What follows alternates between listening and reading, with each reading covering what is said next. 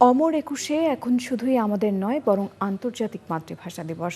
ভাষার জন্য জীবন দেয়া বাঙালির শ্রদ্ধার সঙ্গে স্মরণ করে সবার মাতৃভাষার মর্যাদা নিশ্চিত করতে দিবসটির এই স্বীকৃতি দিয়েছে জাতিসংঘ। সব মিলিয়ে দেশে এসে ভিনদেশিরাও প্রেমে পড়ে যান বাংলার। তাদের নিয়ে রিপোর্ট করেছেন পান্থ রহমান।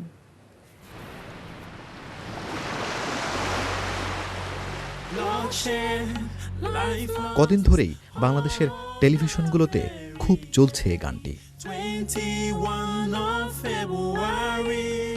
মনোযোগ দিয়ে না শুনলে বোঝা দেয় গানটি গাওয়া হচ্ছে অন্য ভাষায়, কেননা এর সুর বাঙালির চিরচেনা।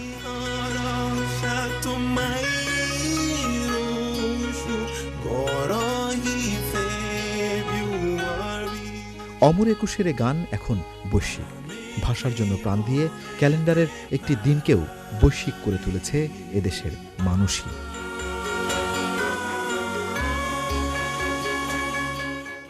বাংলাকে তাই সমীহ করেন সবাই। সুন্দর, মানে শুদ্ধ ভাষা আমার কাছে অনেক সুন্দর লাগে। বইয়ের ভাষা বা কবিতার ভাষা, এগুলো আমার কাছে ভালো লাগে। The Bangla songs are so beautiful and I started learning a song, and then once I sang it to the driver when we were stuck in traffic, and they helped me memorize all of the words. বাংলাদেশে কাজ করতে আসা ভিনদেশিরাও তাই বাংলায় মজে ওঠেন, মিলে যান বাংলার মায়ায়, সুরের জাদুতে।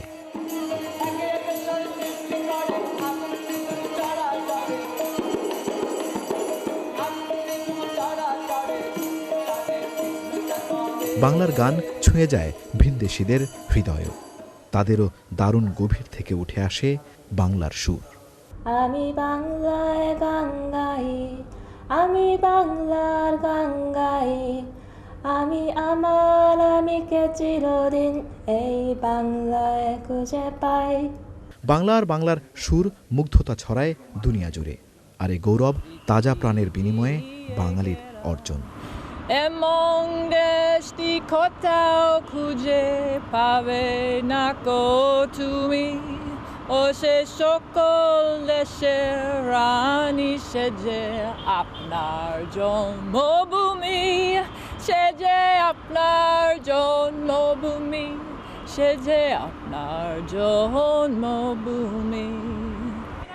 পান্থ রহমান, চ্যানেল আই, ঢাকা।